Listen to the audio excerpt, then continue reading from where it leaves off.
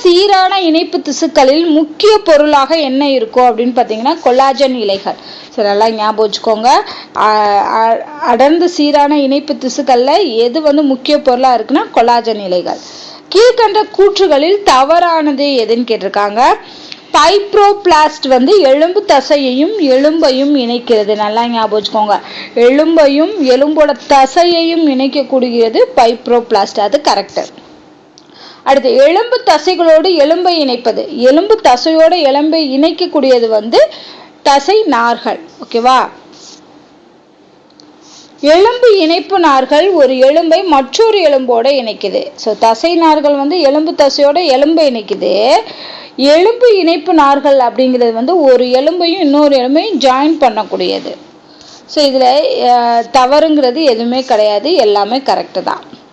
தவறான இணையை கண்டுபிடிக்க சொல்லியிருக்காங்க. அடுத்தது இது வந்து நிறைய நோய் குறைபாடுகள் கொடுத்து அது எதனால் ஏற்படுகிறது அப்படிங்கிற மாதிரி கேட்டிருக்காங்க. டன்லாஸ் சிண்ட்ரோம். டன்லாஸ் சிண்ட்ரோம்ங்கிற நோய் வந்து கொலாஜன் உற்பத்தி குறைபாட்டினால ஏற்படுகிறது. இது கரெக்டு. அடுத்து ஸ்டிக்லர் சிண்ட்ரோம் அப்படிங்கிறது முகத்தசைகளில் ஏற்படக்கூடிய குறைபாடு. ஸோ இது கரெக்டு தான். அடுத்து ராப்டோமயோசார்கோமா. இது வந்து மென் திசுக்களில் குறைபாடு இருப்பதா வந்து ராப்டோமயோசார்கோமாவுக்கு காரணமாக இருக்குது. ஸோ இது மூணுமே கரெக்டு தான். தப்பானது எதுன்னு பார்த்தீங்கன்னா ருமட்டாய்டு ஆர்த்ரைட்டிஸ். இது சிறுநீரக குறைபாடுன்னு சொல்லியிருக்காங்க. தப்பு. ஆர்த்ரைட்டிஸ்னாலே மூட்டுகளில் பலவீனம். ஸோ அதுதான் வந்து வரும். இது தவறு. அடுத்து ஜோஹரன் சிண்ட்ரோம் அப்படிங்கிறது உமிழ்நீரும் கண்ணீர் சுரப்பையும் பாதிக்கக்கூடிய நோய் தான் வந்து ஜோஹரன் சிண்ட்ரோம். அடுத்து முழங்கையில் இருந்து மணிக்கட்டு வரை நீளும் குறுகிய தசைகள் யாவை? ஸோ முழங்கையில இருந்து மணிக்கட்டு வரைக்கும் இருக்கு இல்லையா, அதுல சின்ன தசைகள் இருக்குமா, குறுகிய தசைகள், அதுக்கு பேர் வந்து பால்மரிஸ் தசை. அடுத்து தவறான இணையை கண்டுபிடிக்க சொல்லியிருக்காங்க. பார்க்கின்சன் நோய் அப்படிங்கிற நோய் வந்து நரம்பு மண்டலத்தில் குறைபாடு ஏற்படுவது. அது கரெக்ட் தான். அல்சீமியர் நோய்ங்கிறது மறந்து போகிறது. அது எதனால் ஏற்படுகிறது அப்படின்னு பார்த்தீங்கன்னா நரம்பு செல் சிதைவு. ஓகேவா?